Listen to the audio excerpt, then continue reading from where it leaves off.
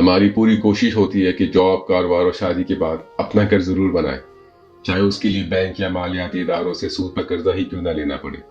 سود ان 12 بڑے گناہوں میں سے ہے جس کا سب سے نچلا درجہ اپنی ماں کے ساتھ زنا کرنے کے برابر ہے۔ قرآن میں بیان ہوا، زمین کو کوٹ کوٹ کر ریزہ کر دیا جائے گا، تو ایسی زمین پر سود جیسی لعنت سے گھر کیوں بنائے جس کو فنا ہونا ہے۔ نبی پاک صلی اللہ علیہ وسلم نے اس شخص کے لیے جنت میں گھر کی ضمانت دی جو دن میں 10 مرتبہ سورہ اخلاص پڑھے، حق پر ہوتے ہوئے بحث چھوڑ دے، مذاق میں بھی جھوٹ بولنا چھوڑ دے، فرض نمازوں کے علاوہ 12 رکعت نماز پڑھے، اللہ کے لیے مسجد بنائے یا اس کی تعمیر میں حصہ ڈالے، اور جس کی بہترین اخلاق ہو۔ جنت میں اپنا گھر فانی دنیا میں ہونے سے زیادہ اہم ہے۔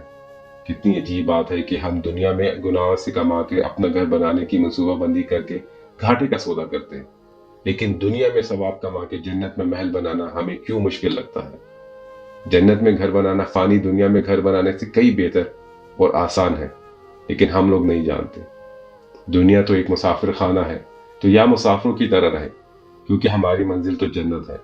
اگر وسعت ہو تو اپنے پیسے جوڑ کے دنیا میں گھر بنائیں، کیونکہ سود گناہ کبیرہ ہے، اور اللہ اور اس کے رسول صلی اللہ علیہ وسلم سے جنگ، اور کون ہے جو اللہ اور اس کے رسول سے جنگ کرے؟